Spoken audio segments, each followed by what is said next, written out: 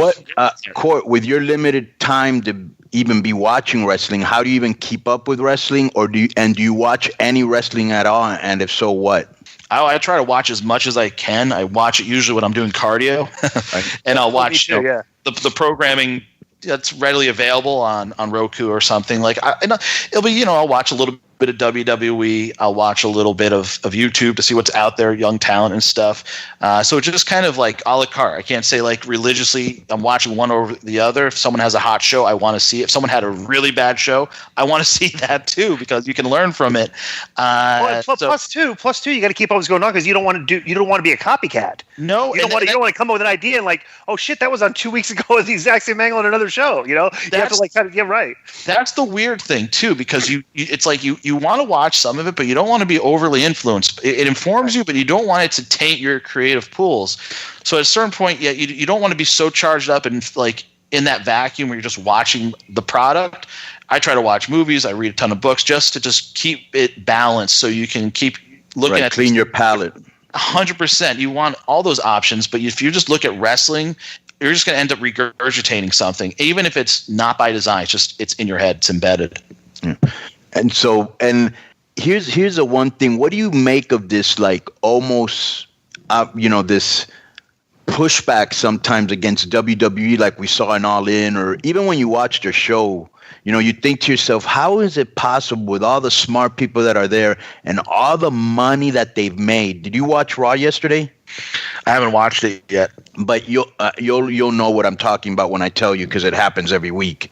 Mm. Bobby Lashley comes out here and he bends over. Oh, I saw that. Yes. Right, and he's fucking touching his ass, and he's hitting side poses. And little Leo Rush is one of the most talented guys I've ever seen. Yeah. I don't even know why he's on the mic. But anyway, so you've got a guy on, and so it's like, here you've got this great talent on the mic who should be in the ring. Here you got Lashley, who I saw in Impact cut great promos and have great matches. He can work now. Why isn't this guy being built up for Brock Lesnar? And so you see all these things that are going in the show's really, really hard to watch. What's gone on over there? I think some weeks just Vince elects to write the show. I don't believe in creative teams. I guess I'll preface all this by saying I've been a part of them. I've been around them as when I was a consultant for different groups, and I have not seen one that's really. It's too much wasted time.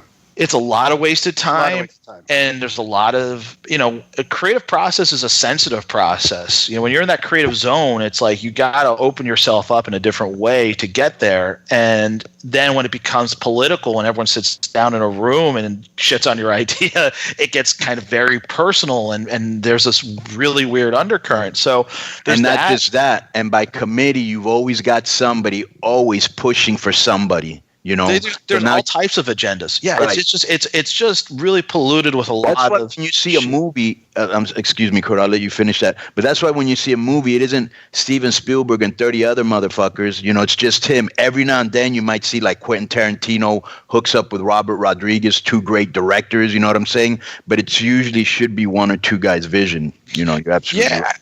And I've tried it both ways. And there's times when, you're as a booker, you hit a wall, and usually have an assistant or a consigliere that can kind of help maybe generate something for you and get you back in your mojo. But that's the difference. Like I just don't subscribe to the creative team thing. So, I'm for better or for worse, I write the stuff. We have our guys that kind of bounce all ideas off each other, but I just don't think that creative team thing works. And how many you're the writer, right? Right. How like your creative process? How many shows a row do you write? Like how many weeks TV do you do? Right now, I'm looking at my desk. I have 8 weeks that we're going to do next week in Miami, and have my pencil out. And there's been some erasing and reconfiguring, but how many man hours? How many man hours from show 1 to show 8?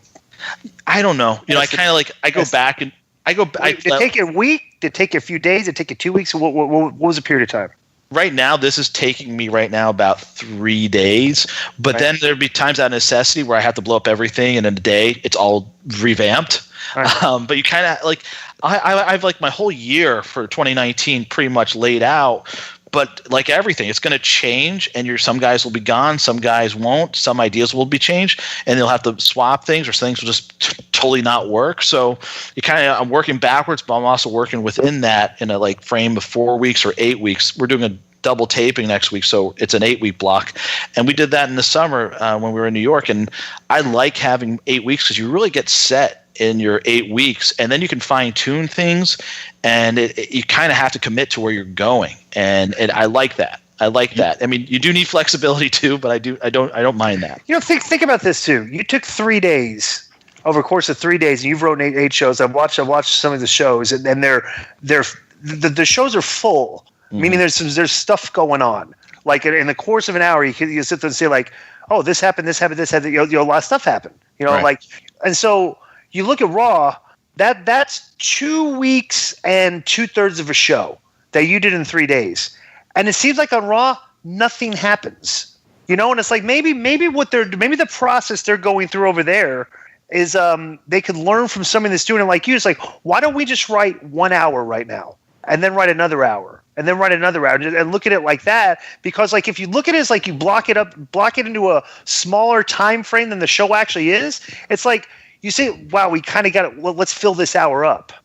You know what I'm saying? It's hard when you have to elongate to 3 hours in runtime, and then do another 2 hours the following night, and then do a pay-per-view. It's a lot of content. Right. When I was there, the system was different than it is now. A lot of the writers don't have access to Vince.